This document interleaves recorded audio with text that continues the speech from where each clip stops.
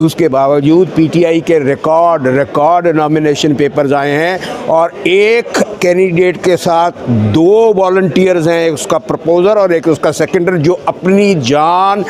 اس ملک کے لیے، اس ملک کے عوام کے لیے، اس ملک کے غریب کے لیے، کسان کے لیے، وہ ان بچوں کے لیے جن کی تذلیل کی گئی ہے، ان خواتین کے لیے جن کو پابند سلاسل کیا گیا ہے، اپنی جان ہتھیلی پر لے کے آئے ہیں۔ فرض کرو ہم اہل وفا ہوں، فرض کرو دیوانے ہوں، فرض کرو یہ دونوں باتیں جھوٹی ہوں، افسانے ہوں، تو یہ اب اس الٹ پھیر میں جس میں عوام کو ڈال رہے ہیں کہ ہم خلاف بھی ہیں اور ہم جمہوریت کے ساتھ بھی ہیں، ہم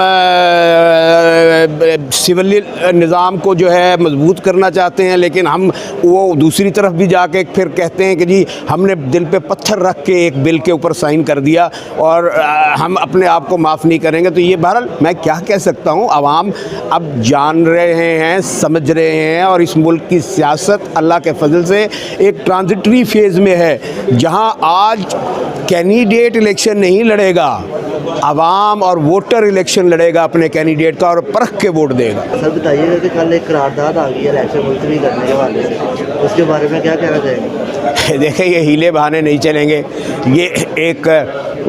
ماورائے آئین میں کہوں گا قرارداد تھی، ماورائے قانون ایک قرارداد تھی۔ یہ قرارداد تھی اس ملک میں جمہوریت کو جو ہے وہ روکنے کے لیے اور جمہوری نظام کو روکنے کے لیے، پارلیمانی نظام کو جو ہے وہ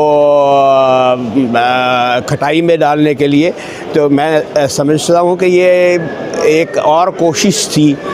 کہ لوگوں کو جو ہے جمہوریت سے یا جمہور سے بدظن کیا جائے، یہ کامیاب نہیں ہوگی۔ الیکشن باہر طور کرانے پڑیں گے، اور یہ جو 22-23 کروڑ عوام ہے یہ الیکشن کے لیے تیار ہیں، اور ہو سکتا ہے کہ چند پارٹیاں نہ کرانا چاہ رہی ہوں الیکشن،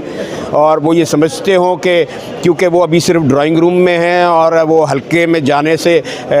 خائف ہیں غالباً، لیکن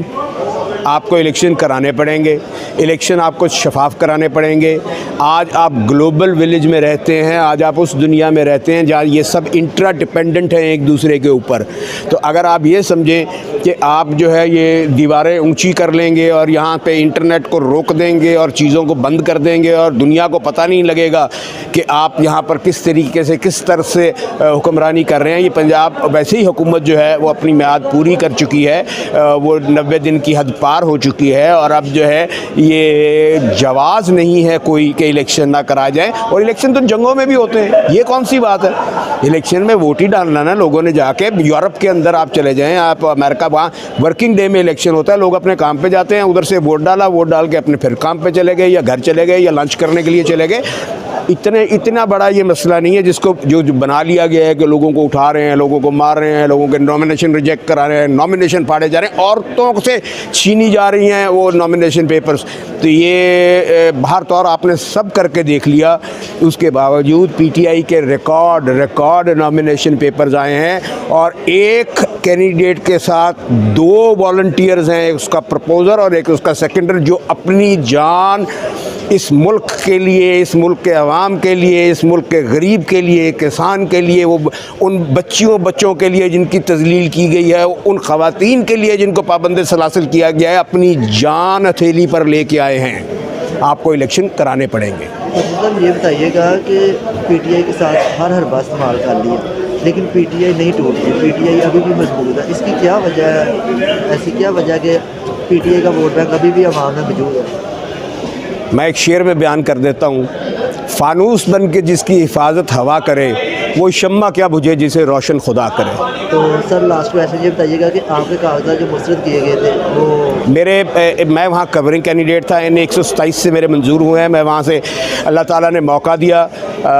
پارٹی نے مجھ پہ اعتماد کیا تو میں وہاں سے الیکشن لڑوں گا۔ میں پہلے بھی اس حلقے سے الیکشن لڑا تھا، اور میں اس حلقے میں چل کے نکل کے الیکشن لڑوں گا۔ میں کوئی بڑی لینڈ کروزر، کوئی بڑی وہ اس کے اوپر بختر بند وہ جو گاڑیاں یہ آرمڈ کارز ہوتی ہیں نا، ان میں نہیں جاؤں گا۔ میں اپنے عوام کے پاس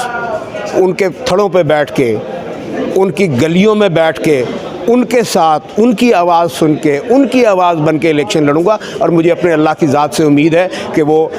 करम करेगा। प्रोफेसर साहब ये बताइएगा कि पीपल पार्टी के जो एक सेनेटर है उन्होंने कल उस करारदाद के हक में वोट डाला, ये थोड़ी पॉलिसी भी नज़र आ रही कि वो बाद में उनको शोकत नोटिस से चला गया, लेकिन पहले उन्होंने उस करारदाद के हक में वोट डाला, ये क्या? ये भी मैं दो शेर आपको कह दूंगा। फ़र्ज़ करो हम अहले वफ़ा हों, फ़र्ज़ करो दीवाने हों, फ़र्ज़ करो ये दोनों बातें झूठी हों, अफसाने हों। तो ये अब इस उलट फेर में जिसमें आवाम को डाल रहे हैं कि हम ख़िलाफ़ भी हैं और हम जमहूरियत के साथ भी हैं, हम